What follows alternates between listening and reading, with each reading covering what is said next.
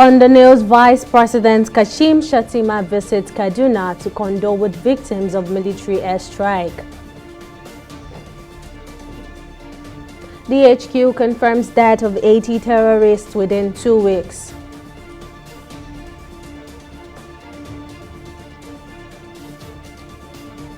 And President Tinubu launches renewed hope grant for vulnerable persons in Kogi State.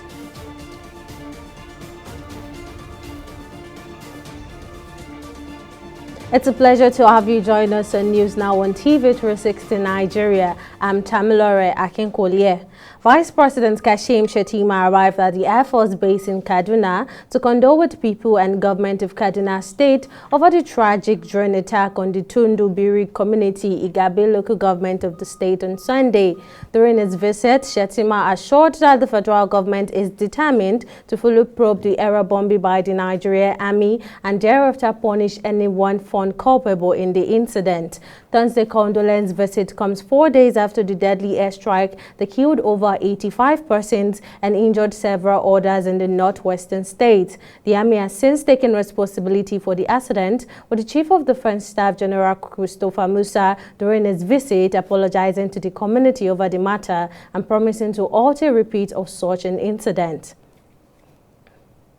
Meanwhile, the Defense Headquarters DHQ says 80 terrorists were killed and 304 others arrested within the last 14 days in the course of the ongoing military operations across the country in support of Nigeria's national security interest. Director of Defense Media Operation Major General Edward Buba made this known in Abuja while briefing the media on the sustained military operations across the country as of December 7, 2023. Responding to a question on last Sunday's bombing of a village in Kaduna State by the Nigerian Army, Major General Buba assured that the military will continue to take great measures to prevent civilians' casualties, adding that protecting civilians remained pivotal in order to promote greater security for all Nigerians. Similarly, on the 30th of November, the air component of Operation Hadarin-Daji conducted air interdiction on terrorist leader Alhaji Labai Enclave in Giwa local government area of Kaduna State. Intelligence, surveillance and reconnaissance revealed the location to be active with terrorist activities.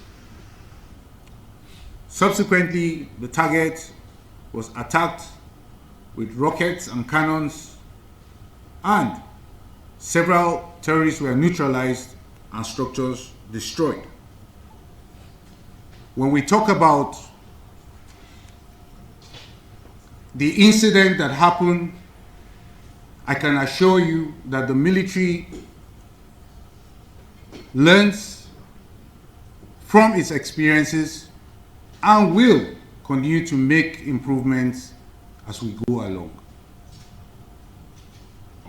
It is an incident that has happened, and like I mentioned in my brief, we are determined to deal with it squarely.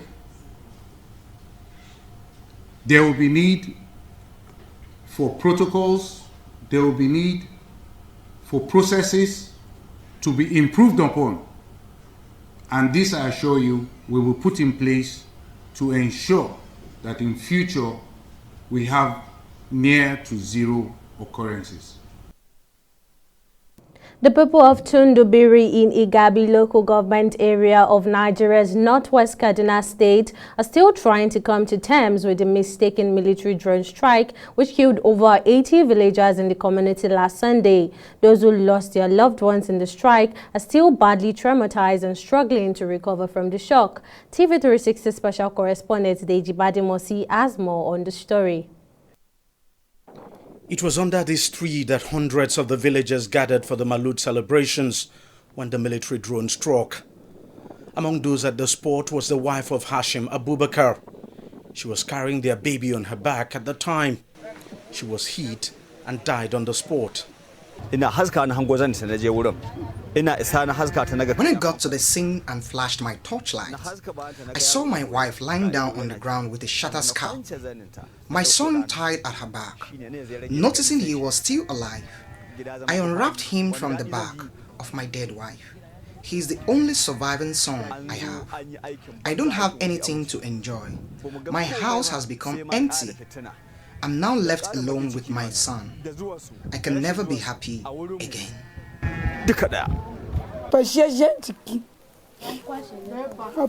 Lydia's 10-year-old daughter was also a victim. She had gone to witness the event and was hit by the strike.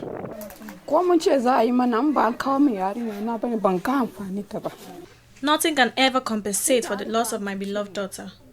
The government has dealt us a mortal blow. The government is directly responsible for this. My daughter prepared food for me on that fateful day before she stepped out of the house, saying, "Mommy, I'll be back soon." But she never returned. The army threw bombs at them, and her body was shattered into pieces. There is nothing that I will ask my daughter to do for me that she will not do.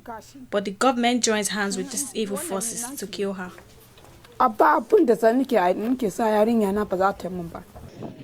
Almost every household in the small community lost loved ones. Their stories tragic and traumatic. We lost 14 children in our household. We don't have children anymore because of this terrible incident. The Nigerian army just came and threw bomb at us. I saw when the drone arrived and dropped the bombs. Now we have lost all our children. They left us completely devastated and in deep pain. Even my husband is now hospitalized. We've lost our children. They told us Mommy will be back shortly, but they never returned. Their clothes are full of blood stains. We need justice in Tudumbiri. We were struggling with other problems in our community. We don't have food to eat. What is the government good for? See human body lying lifeless at farms. Is this normal? It's just pieces of people's bodies that we have picked up from the farms. I lost 2 of my children in the drone strike on that fateful day. Before now, bandits had killed 1 of my children. Now I'm just left with 1 child. It's not even up to 48 days since I lost my husband. Tudumbiri is a very poor and neglected community. There's no school or hospital here. Not a single social amenity is present in the community of mainly farmers. The people say they have suffered constant attacks from bandits and that a mistaken drone strike from their own army was the least they ever expected.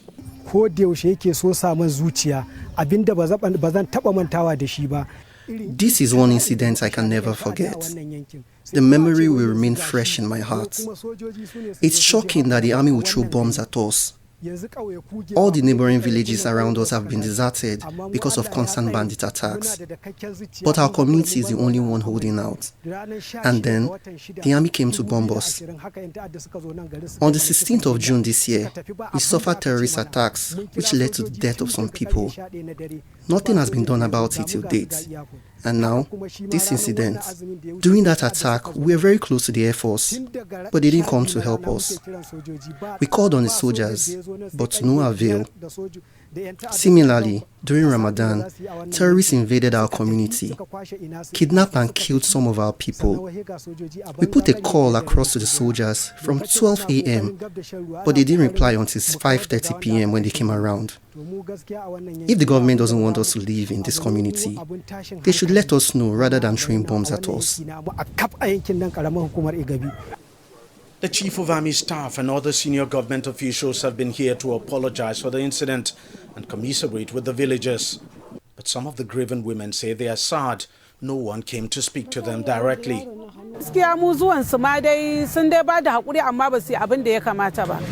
Soldiers came, but they only spoke to the men folk and did not talk to women of the community that their children were killed. They should have gone to consult the women in their various compounds. They did not pay any attention to women that were crying because of the number of their children that were killed in the drone strike. Some women had their entire family wiped out, yet no one came to talk to them. That's really wrong. The villagers say over 80 people were killed in the attack, most of them women and children. All of them are buried in this mass grave. As the villagers say a prayer for their departed loved ones, they say they want an in-depth investigation as to why this incident happened. The military and the government have promised to carry out that investigation, but beyond that, it will sure take a very long time for the people of this poor community to recover from that incident of the night of December 3rd. Deji Bademasi, TV 360, Tudumbiri, Kaduna, Northwest Nigeria. In line with President Tinubu's renewed Hope agenda, more than 10,000 vulnerable individuals in Kogi State have received 20,000 naira grant as part of the government's social intervention programs. Minister for Humanitarian Affairs and Poverty Alleviation, Bete Edo, flagged off the initiative in Lokoja, the Kogi State capital, emphasizing the government's dedication to reaching the poorest and most vulnerable members of the society. Edo highlighted that the social intervention programs are designed to uplift over 50 million Nigerians out of poverty within 42 months. We are officially flagging off the grants for vulnerable groups. This flag off is very significant to us. It's a one-off grant of 20,000 naira to beneficiaries, and it is a kickstarter. It is what? It is what? A kickstarter. It should be appropriately used by beneficiaries to improve their lives and those of their family members. We are very hopeful that as you have started receiving this grant, because I know that as I'm speaking now, the grants are in your bank account already. If you have your phone, you can quietly check through your credit alert, and you would have received an alert from President Bola Ahmed Tinubu. And this is a grant to you to put into your business and to be able to key in properly. We must be able to have that ministry and agency that will be related directly with her. You know, I said, I will introduce the better for you, and Ododo will continue with the better. And this moment on you will receive inside your pocket. Not true. So that this better will cut off. I am, by the special grace of God, the executive governor of Kogi State. And have you seen me, the executive governor? I am still in charge, and I'll be in charge in the last second. I am hereby create the Ministry of Humanitarian Affairs and The Senate Committee on Appropriation has voiced dissatisfaction over the non-appearance of the Group Managing Director of the Nigerian National Petroleum Corporation (NNPC), Mele Kyari, for a scheduled budget defense session. In response, the committee had compelled the NNPC GMD to appear within the next 24 hours, bringing all required documents for the committee's scrutiny. Speaking during the budget defense of various ministry, departments and agencies, Adesola Olamile, the chairman of the committee, conveyed the Senate's resolve not to tolerate any government agency undermining its authority. It is NNPC Nigeria Limited. It is 100% owned by the federal government and is responsible to the federal government and by extension to the three arms of government. What we have only done through the PIB is to make NNPC to be competitive, like the Aramco of this world and other countries of the world that hold a similar organization. So failure to appear or to attend to a public hearing is undermining the legislature. And we are hereby directing that within 24 hours, the group managing director of NNPC Nigeria Limited should appear before the Senate Committee on Appropriation, and it should be in company of the MD or ES NUPRC. They should attend. And while coming, they should give us the list of all individuals or companies that is operating in terms of all those companies or individuals that have the OML licenses in Nigeria, and the total production output which has been approved for them on a daily basis. We would like to see this list, and he must come with the list. We want to have it. The National Assembly Joint Committee on Interior, comprising members from the Senate and House of Representatives, has engaged the Ministry of Interior in a vigorous inquiry concerning the issuance of expectorate quotas. The committee expressed concerns that these parties may lead to job displacement for Nigerians, with expectorates potentially taking opportunities meant for local workers. During the budget defense session, Adams Oshiomole, the chairman of the Joint Committee, commended the ministry for surpassing the revenue target in expectorate quota issuance. However, it raised the issue that the existing policies might facilitate the appropriation of jobs by expectorate, depriving Nigerians of employment opportunities in their own country.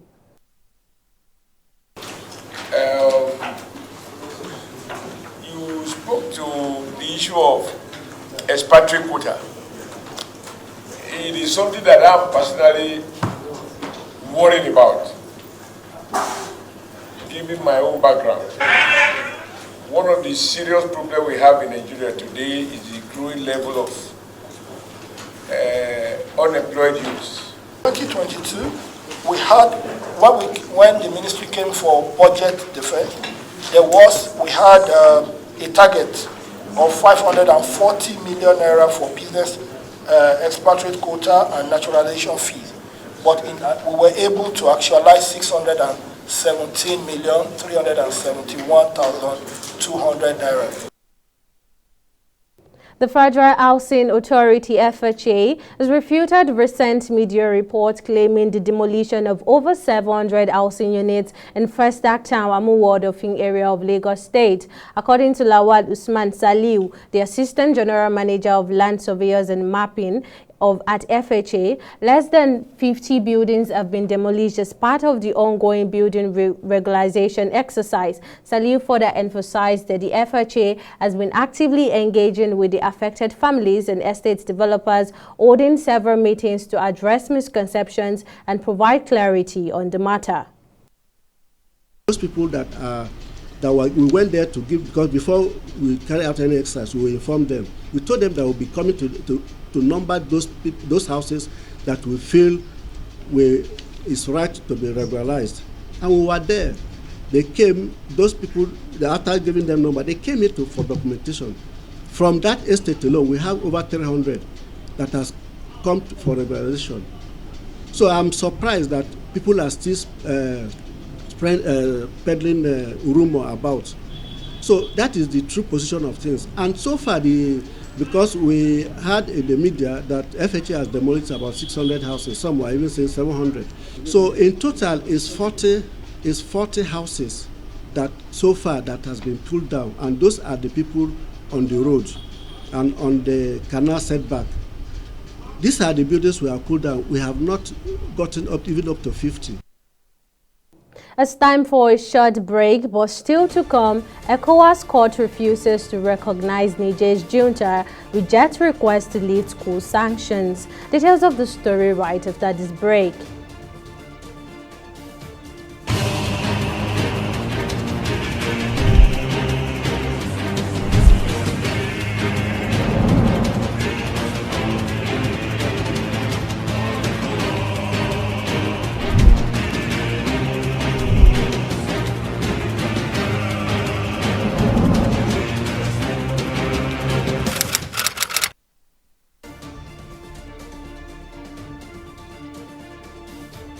Welcome back. Here's a recap of our top stories. Vice President Kashim Shettima arrived at the Air Force Base in Kaduna to condole the people and government of Kaduna State over the tragic drone attack on the Tundubiri community, Gabi local government of the state on Sunday. During his visit, Shettima assured that the federal government is determined to fully probe the aerial bombing by the Nigerian Army and thereafter punish anyone found culpable in the incident.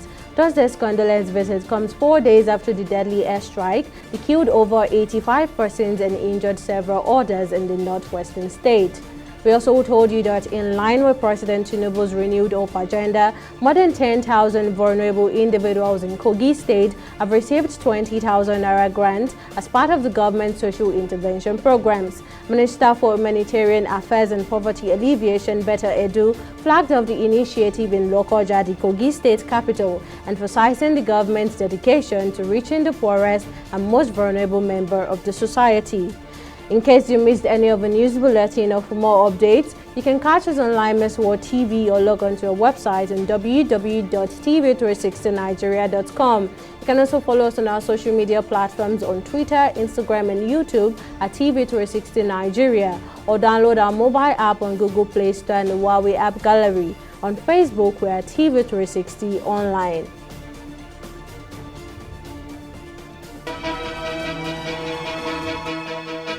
Opinions are free, facts are sacred, but truth is universal. How, in practical terms, can we, for instance, de-escalate the tension? President must see himself as the President of the Federal Republic. We know where the enemy is. 3 places. The Lake Chad Basin, the border area between Nigeria and Cameroon, and then the Sambisa Forest. On Digi 360, we give you a complete dose of everything. Opinion, facts and undiluted truth. I hardly believe what politicians say in this part of the world. A new Nigeria is possible, a future is possible. We delve into the issues, dissect it so that you can understand it, use it to take action. I don't think there's any need for any governor to look for grant for ranching. Digi 360, dissecting the issues. In the last 3 years, we have built a multi-purpose center, which is the envy of all in our constituency. And I can tell you that the people who are living there are already enjoying it. Guy, do you think what this man just said is true? See, I seriously doubt. I'm sure it's one of those their silly lies. And wait, do you know there's a way to find out if these things he's saying is true or not? This is the Construct app. It gives people like us a sure way to track implementation of constituency projects. It gives valid and verified information on location of projects, amounts allocated, amount funded, the level of job done, and even the profiles of concerned legislators. You and I can post directly on this app. Are you serious? This is the go-to app if you want to know how our Commonwealth is being expanded by the government. Wow. Let's even see if what this man said is true. Show me. The Construct app is developed by Other People Nigeria with support from USAID and is available on both Google Play Store and Apple Store. And it's true. Of course, I told you.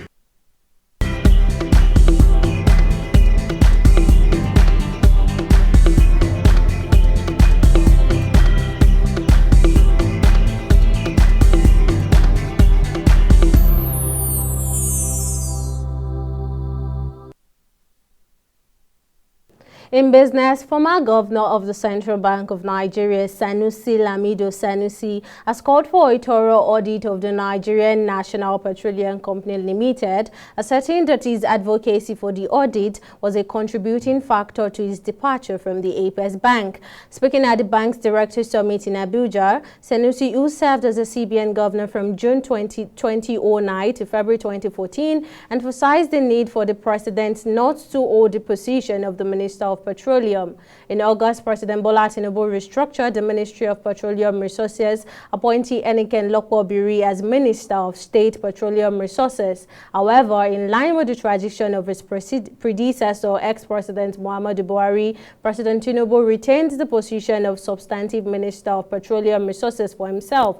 Sanusi also expressed the stance that the Asset Management Corporation of Nigeria and the Nigerian Deposit Insurance Corporation should remain until bank airlines collectively settle their obligations to the system. We'll go on a break and be back with Stock Market Report.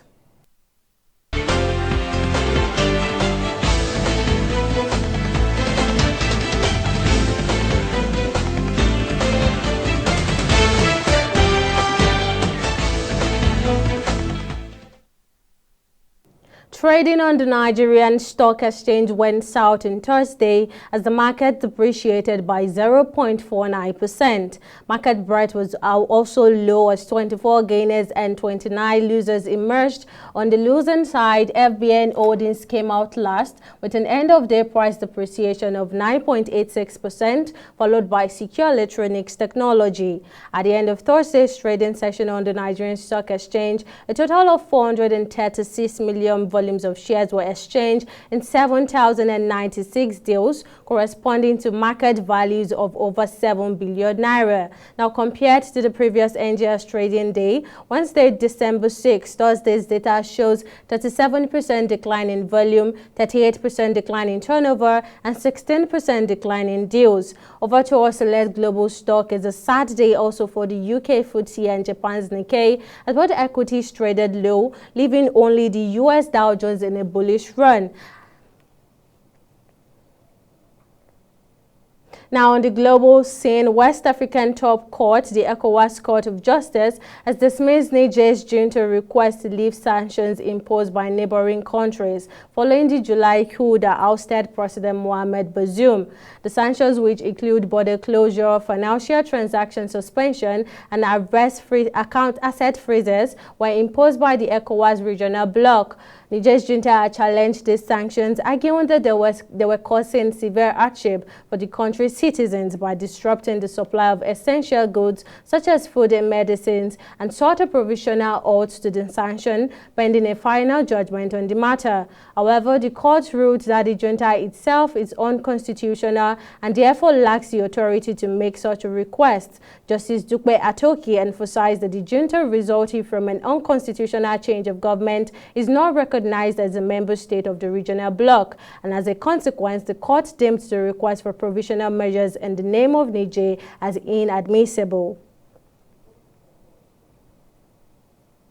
And finally, in sport, Super Eagles forward Victor Osimhen and Super Falcons striker Asisat Oshoala has emerged as finalists in the CAF Player of the Year award for the men and women categories. Osimhen played a pivotal role in Napoli's Serie A triumph, securing the Golden Boot with 26 goals and earning recognition as the league's best striker. Meanwhile, Oshoala's impressive performance for FC Barcelona, leading them to the Spanish league title and winning the UEFA Women's Champions League, has earned that a spot in the final three. The award ceremony is scheduled to take place on December 11, 2023 in Marrakesh, Morocco, where the football stars will vie for the coveted CAF Player of the Year honors. And that wraps up our bulletin on TV 360 Nigeria. Many thanks for watching. I'm Tamilore Akinkolie. Bye for now.